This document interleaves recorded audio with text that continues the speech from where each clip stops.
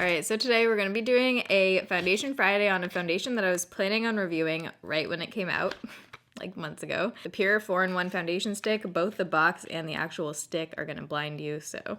It basically just ended up at the bottom of my to review foundation drawer, and here we are, months later. So we're starting off barefaced today just to switch it up, but super quick, this foundation retails for $34. By the way, mine says Taylor on it because they sent this in the mail, like, forever ago. But this retails for $34. You get 0.3 ounces of product, and this comes in 24 shades. So this is a cream to velvet matte stick that creates a flawless illusion. 4-in-1 medium to full coverage foundation. Supposed to retain hydration, which is promising because I have dry skin.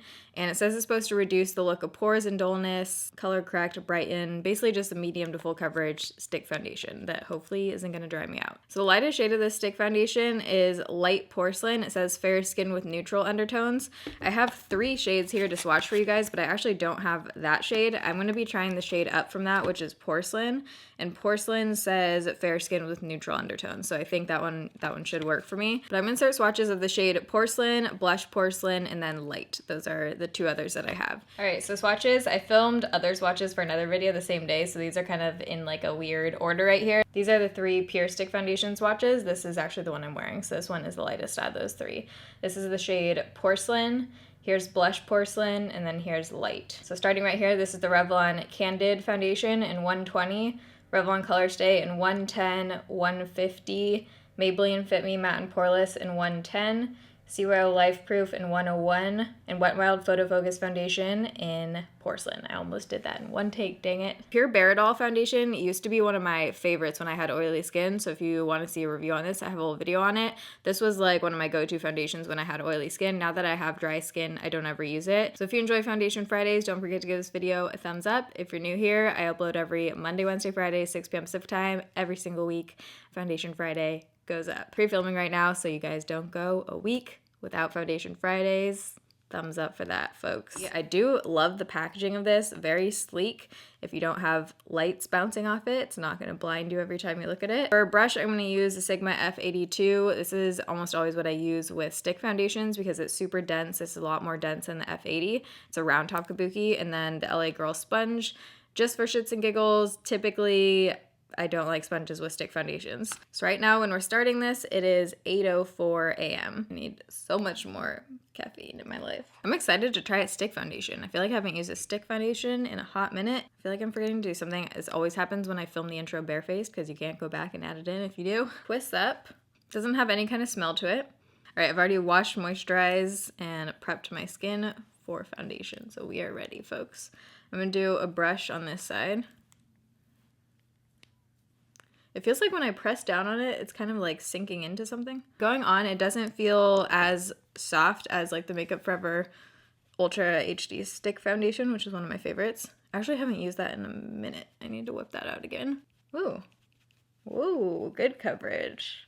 By the way, that amount is typically what I'll use with stick foundations. I do kind of like 4 or 5 little lines. Okay, I think that shade is actually pretty close for me. The undertone might be a little bit off, but definitely wearable.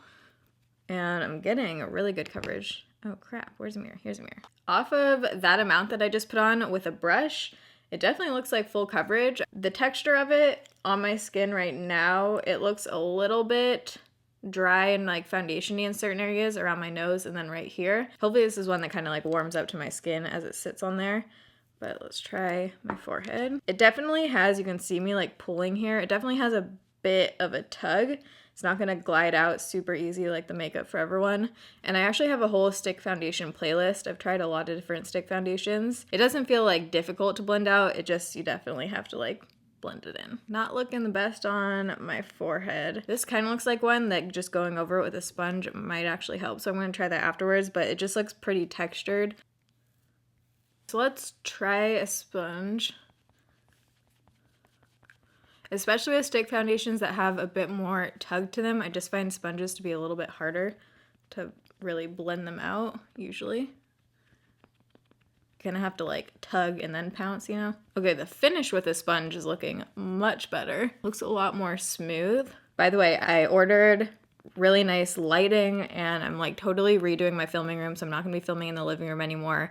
I'm gonna get the lighting really nailed down so you guys can totally see everything on my face. I mean, that's the goal with videos, right? Like, I want you to be able to see. It's been really difficult to get the lighting nailed down in my new place, so just know that everything is going to be changing. I'm going to be having a white background again because I know some of you think the black is like kind of difficult to see. I'm getting actually about the same coverage with a sponge, maybe slightly less, like half a notch less, but it still looks like full coverage with the sponge, so that's good.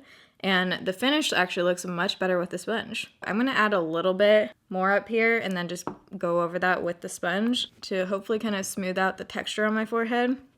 Definitely looking a little bit heavy, like it looks like I have kind of an intense foundation on. I don't have any product on my sponge right now. I'm just seeing if I can get the texture under control a little bit more. Yeah, I think I actually like this one with the sponge better, which is shocking. This is why I always try it both ways, because you never freaking know.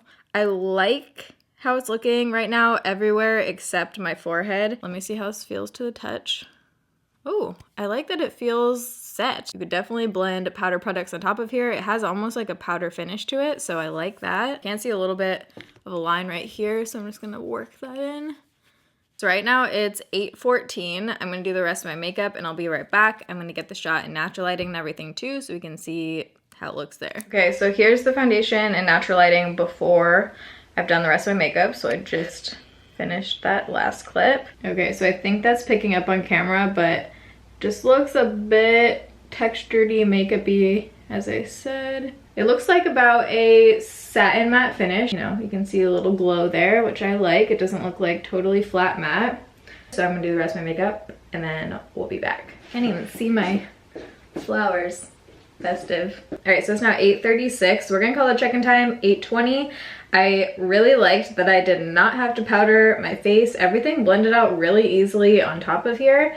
And I'm actually overall, if I'm not super up close to my face, like how it's looking. I like the shade, I like the coverage. I definitely look like I have a lot of makeup on, especially on my forehead, like I said. So I'm debating using my Catrice setting spray just like right down the center of my forehead, because I wouldn't wear this foundation again like this. If I wore it again, I would definitely use this over top. And you guys have already seen what it looks like without it, so I think we are going to do just a spritz of this. It ties everything together for dry skin. It just like melts everything and it makes my textured skin look so much better.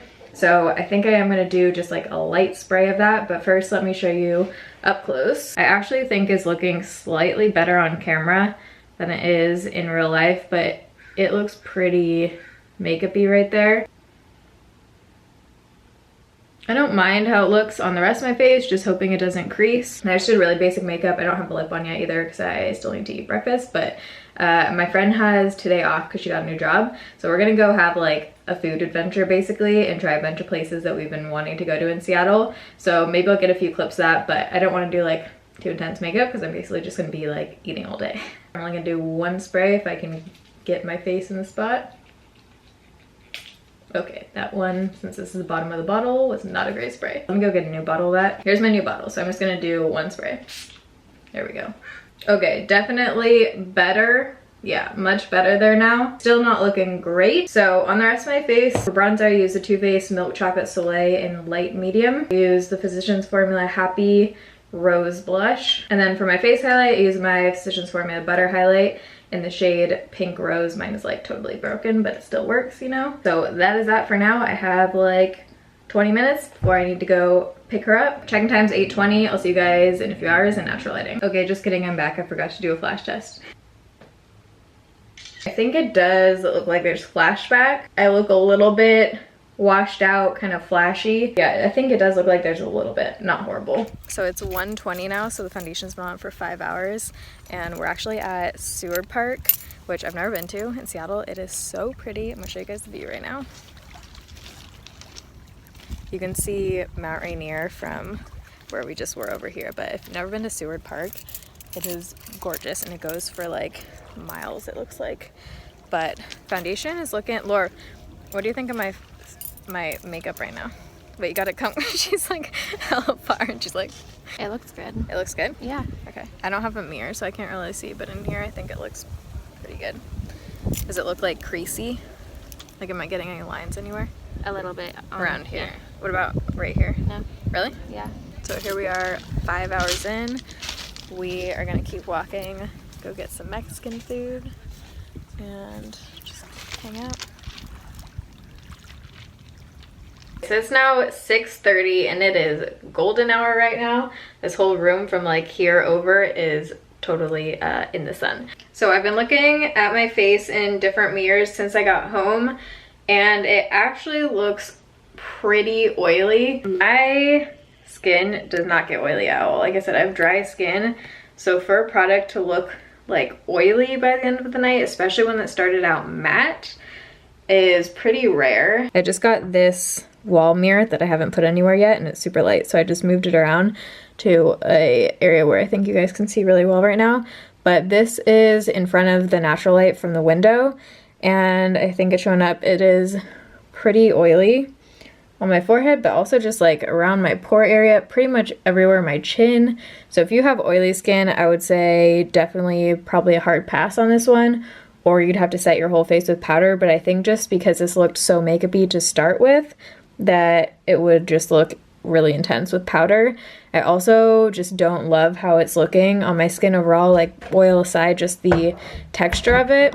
Okay, yeah, this looks more accurate. So creasing around here, which is what we noticed earlier at the last check-in, but super oily around my nose area too. I'm gonna zoom in even more here. I can't think of a foundation since having dry skin after Accutane that has made me look like this. This is what I used to look like. Whoops, and I just rubbed that off. This is what I used to look like at the end of the night when I had oily skin. So I can't even imagine how this would look if you had oily skin.